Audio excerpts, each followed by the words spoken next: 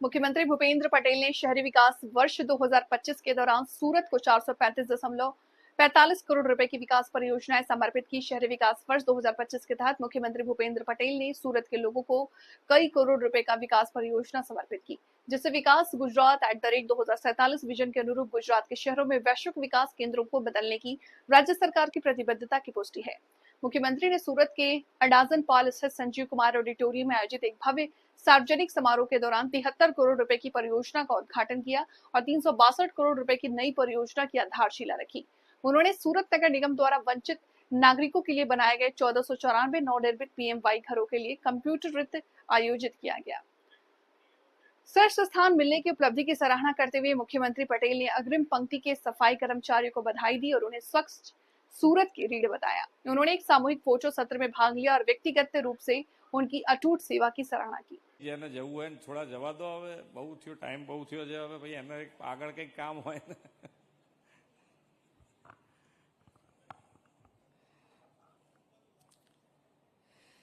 શહેરી વિકાસ વર્ષ 2025 ની ઉજવણી અંતર્ગત સુરત મહાનગરપાલિકાના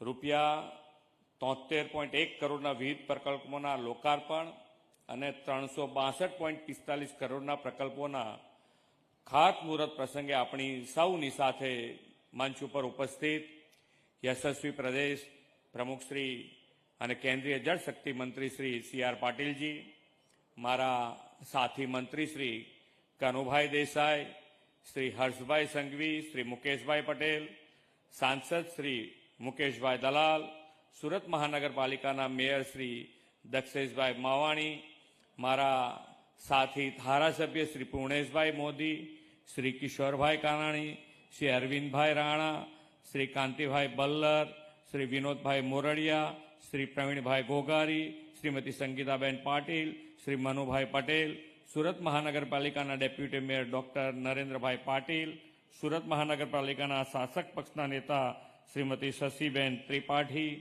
दंडक Shri Dharmeshbhai Vaniyawala, commissioner Shri, collector Shri, GIZ प्रतिनिधि श्री निकोलस तथा कॉर्नोलिया, आमंत्रित सर्व महानुभाव, प्रेस मीडिया मित्रों, सौने मारा नमस्कार। आज अपना सौ माटे गौरवनो दिवस है। आज कारगिल विजय दिवस है। कारगिल युद्धना विजय में अमर बलिदान आपनार राष्ट्रवीरो, सशस्त्र दळोना पराक्रमी महानायकों ने हूँ वंदन करूँ छूं। दुश्मनों ने परास्त करीने लगातार भारतना विजयनी ध्वजा पताका अपनी सेना लहरावी रही है। कारगिल विजय दिवस थी शुरू थयेली अपनी सैनिकोनी पराक्रम गाथा विश्व नेता और यशस्वी वडाप्रधान श्री नरेन्द्रभाई मोदीना नेतृत्व में सर्जिकल स्ट्राइक, एयर स्ट्राइक और ताजेतर में ऑपरेशन सिंदूरनी ज्वलंत सफलता सुधी पहुंची है। राष्ट्रहित प्रथमना भाव साथेना आदरणीय मोदी साहेबना नेतृत्वे हर हमेश सेनाનું मनोबल सतत વધાર્યું છે અને આપણે ऑपरेशन सिंदूरथी आतंकवादीઓનો સફાયો કર્યો તે પણ અભિનંદનને પાત્ર છે।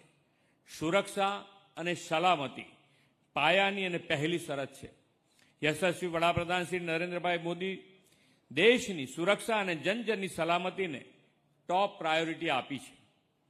देश माटे समर्पित, गरीबों वंचितों कल्याण माटे प्रतिबद्ध और सौना साथ, सौना विकास, सौनो विश्वास और सौना प्रयास थी विकासनी राजनीतिनो तेमणे इतिहास रच्यो छे। सुशासनना प्रेरणा स्त्रोत आदरणीय मोदी साहेबना वडाप्रधान तरीकेना सफर कार्यकाळना पण आपणा माटे ए पण आजे गौरवनो दिवस छे के साहेबे आजे 4079 दिवस आजे पूर्ण थया छे। आ समय दरमियान मोदी साहेबे एक पण दिवसनो विराम लीधा वगर राष्ट्र सेवामां सतत अविरत सेवारत रहीने एक साचो जनसेवक केवो होय तेनी अमी छाट आपणा उपर उपसावी छे। गामडाथी लईने शहेरो अने अन्नदाताथी लईने उद्योग दरेक क्षेत्रना सर्वग्राही विकासने तेमणे રાષ્ટ્રમંત્ર બનાવ્યો છે. વડાપ્રધાન શ્રી નરેન્દ્રભાઈ મોદીના નેતૃત્વમાં 11 વર્ષમાં વિકાસની સ્પીડ અને સ્કેલમાં ખૂબ મોટો વધારો થયો છે અને શહેરીકરણના ક્ષેત્રમાં તેની સૌથી વધુ અસર દેખાઈ રહી છે.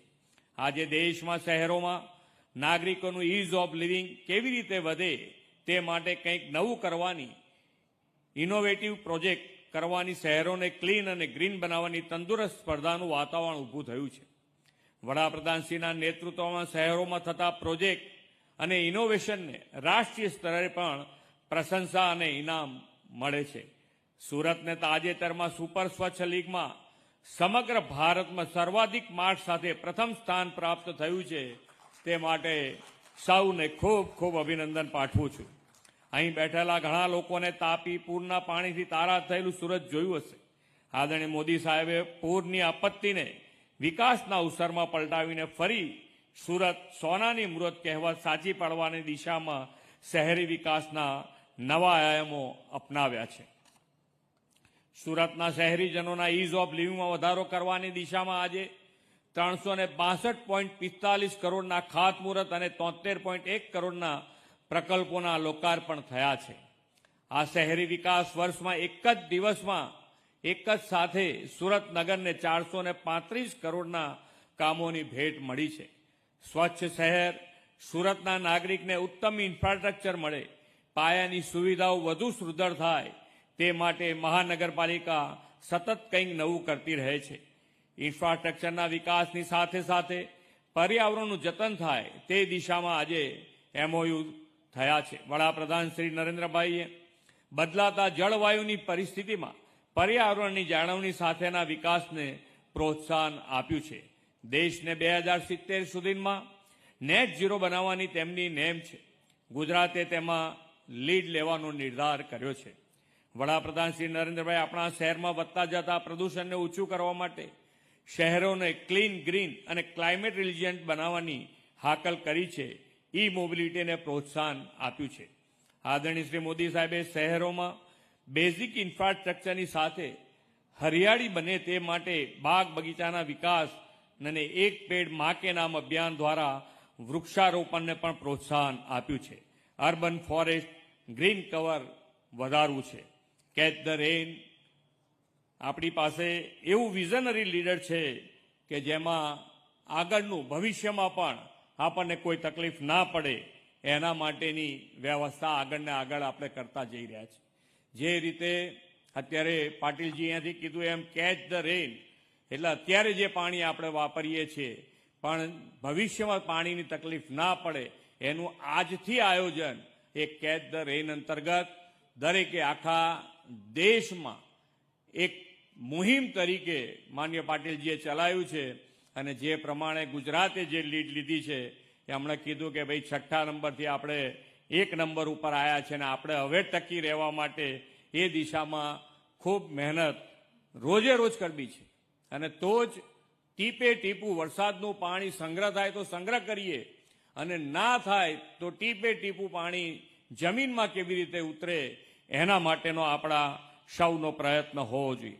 અર્બન ટ્રાન્સપોર્ટેશનના વિઝનથી સુરતમાં દેશનો સૌથી લાંબો 108 કિલોમીટરનો BRTS રૂટ નિર્માણ થયો છે.